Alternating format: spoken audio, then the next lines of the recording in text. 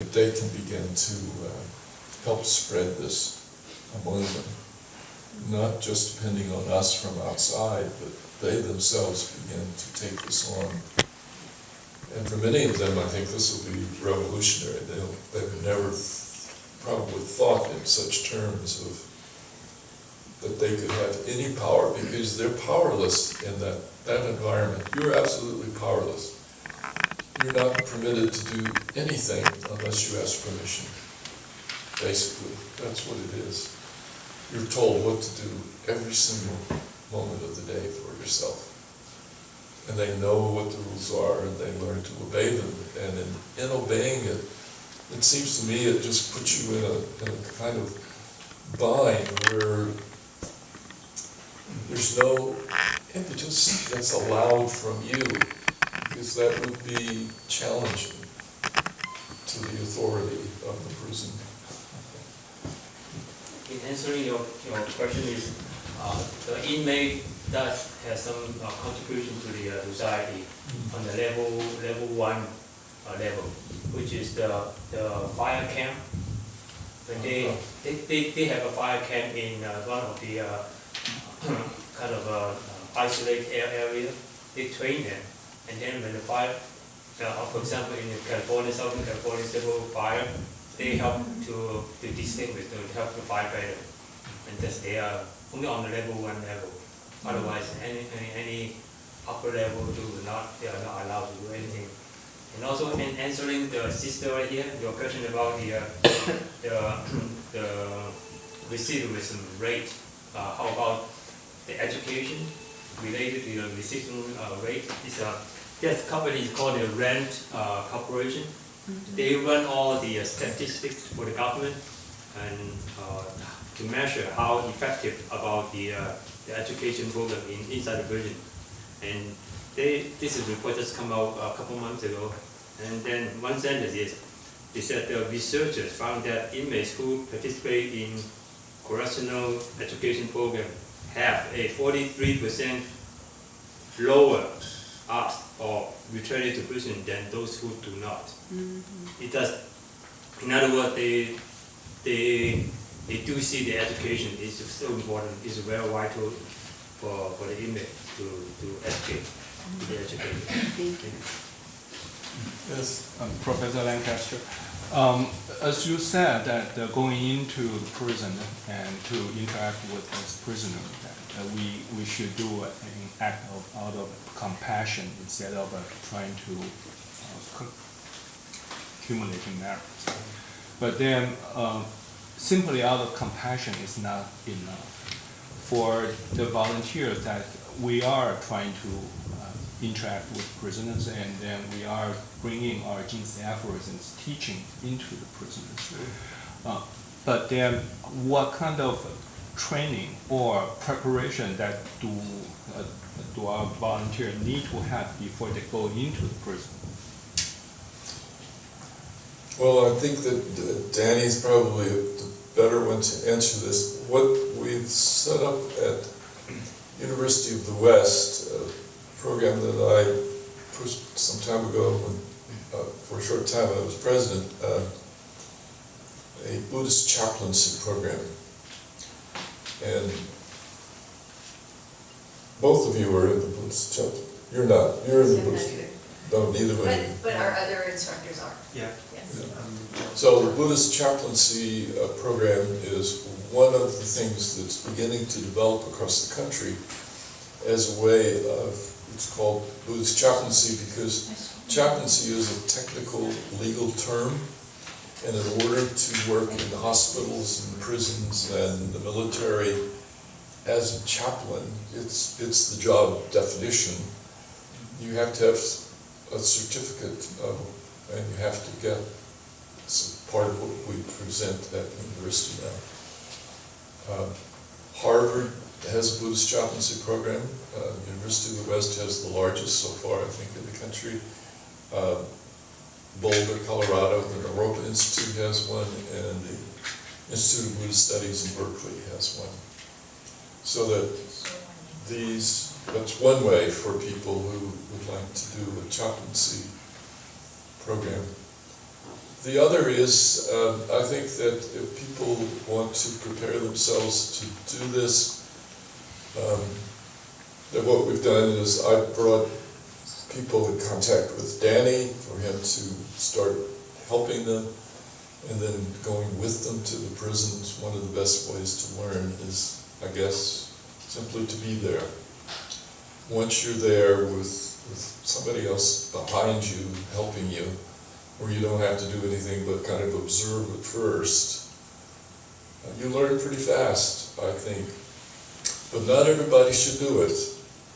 That's for sure. That's why someone like Danny or someone who's experienced in the prison needs to talk to people and see that they believe that this person could actually enter into that very particular kind of environment and be accepted and make a contribution, and many people could do that.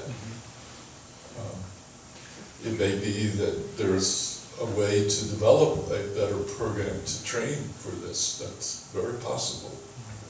How would we do that? Yes? Last Sunday was my second time talking directly to them. To be honest, I had no training in the prison. Being a monk for the past 7 years, I learned to not judge people and not to give them some sort of dirty look just because, they have committed crimes. So I looked at them, face to face and without judging. And also listen to them. I shook hands with them or hugged them without giving them any sort of negative, impression upon them. That's what I did. And I guess part of it, my experience, because I've dealt with a lot of kids and folks on Facebook contact me with issues, some types of issues, and I would be at the airport, especially like Asian women came to me, and she would sit there and cry. This happened a couple of years ago at LAX. She would sit there and cry. So all I did was I just listened. I mean, that's part of the training. Yeah. Part of it is psychological counseling. Correct. To some degree. You need to counsel. Okay. But I believe that we in the Buddhist community can do something that's even more advanced than often what's done with counseling, where the counseling really is set up with the idea that you have a counselor who's going to do something specific for this person and to this person and lead them in a certain way, which is, I'm not putting that down by any means, sometimes it's very much needed. But with the prisoners, it's very important, I believe, to have a different approach. Because these are people who are told what to do 24 hours a day. So for you to go in and start telling them what else to do, they don't need it. They really, truly don't need to be told what to do, because that's all they get, that's all they hear. So when you go in though and say, I'd like to hear what you have to say, just that little turn means so much to them. You'd be surprised how they respond, that somebody actually wants to hear what I think. I mean, amazing. and we're trying to figure out how can we take these people, and we know that a lot of them are in there for a long time and they're not going to be allowed to do anything because they're absolutely controlled. We're not trying to teach them not to go out and steal, rob, and kill and maim, because they can't do that.